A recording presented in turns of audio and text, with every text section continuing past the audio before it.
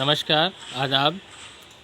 मैं उस बस्ती से बात कर रहा हूँ जिस बस्ती के लोगों की नज़रें और निगाहें ऐसी हैं कि जिन्हें न टूटी हुई सड़कें नज़र आती हैं, न बंद पड़ी फैक्ट्रियाँ नज़र आती हैं, न बग़ैर डॉक्टरों का अस्पताल नज़र आता है तो सिर्फ़ अपनी ज़ात का उम्मीदवार, अपनी बिरादरी का आदमी।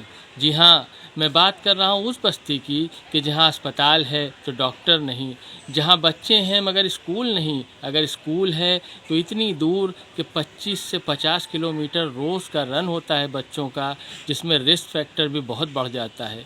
ये वो आबादी है कि जहाँ इतनी बड़ी संख्या में लोग निवास करते हैं, लेकिन सबको फ़िक्र विकास की होती है, लेकिन पौने 5 साल तक फ़िक्र विकास की नहीं होती, इसलिए कि जैसे ही पौने 5 साल पूरे होते हैं, चुनाव का बिगुल बजता है, चुनाव की घोषणा होती है, तो इन्हें अपनी बिरादरी का उम्मीदवार ढूंढने के लिए इनकी नज़रें बेचैन हो जाती हैं। ये चाहते हैं कि उसे वोट दिया जाए जो अपना आदमी हो। लेकिन भाइयों, बहनों और मेरे तमाम सुनने वाले दर्शकों, वोट देने की अपील मैं किसी को नहीं करता और ये मेरा अधिकार भी नहीं है, लेकिन फिर भी इतनी गुजारिश, इतनी दरख्वास्त और इतनी विनती ज़रूर आपसे कर सकता हूँ कि वोट दीजिए, मगर उसे दीजिए कि जिसे देने के बाद आपको पछतावा न हो, जिसको वोट देने के बाद आप अपनी आने वाली पीढ़ियों के आगे शर्मिंदा न हो। जी हाँ, वोट उसे दीजिए जो आपकी बंद पड़ी फैक्ट्रियाँ खुलवा सकता हो।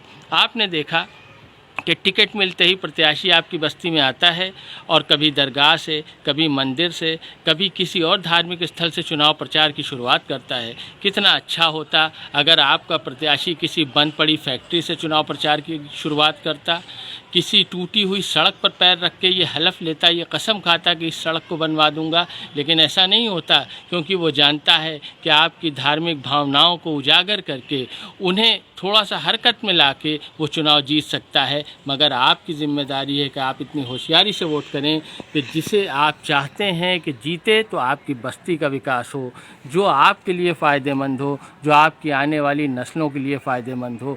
देखिए, ये होशियारी नहीं है कि आप एक MBBS डॉक्टर अस्पताल में बैठा हो सरकारी, जो बग़ैर शुल्क के मरीज़ देखता हो, उसे मरीज़ को न दिखाएं और मेडिकल स्टोरों से दवाएं लें। एक की दवा 2 रुपए की लें। ये बुद्धिमानी नहीं है।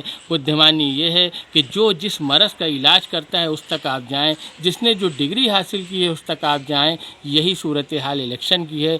जो प्रत्याशी आपका विकास करने योग्य हो, जिसने करके दिखाया हो, जिसका इतिहास हो, जो काम करने में सक्षम हो, जो इस लायक हो, उसका साथ दीजिए, क्योंकि ये चुनाव आएगा और चला जाएगा।